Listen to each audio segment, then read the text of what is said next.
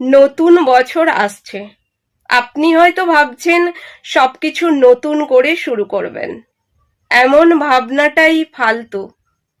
আপনি তো বদলে নেবেন নিজেকে, কিন্তু আপনার আশেপাশের মানুষ, যাদের সাথে প্রতিদিন মুখোমুখি হতে হয়, যাদের সাথে প্রতিদিন চলতে হয়, যাদের সাথে না চাইলেও কথা বলতে হয়, তাদেরকে বদলাবেন কি করে?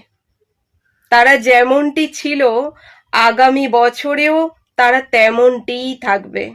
ভদ্র, সভ্য, শিক্ষিতের মোড়কে নিজেকে ঢেকে রেখে তারা আপনার সাথে শয়তানি করবেই।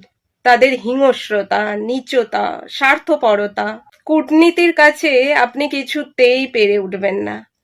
একটা করে বছর আসবে, বছর চলেও যাবে, ওই মানুষগুলো কিন্তু বদলাবে না। নতুন বছর নিয়ে উন্মাদনা দেখিয়ে লাভ কিছু নেই।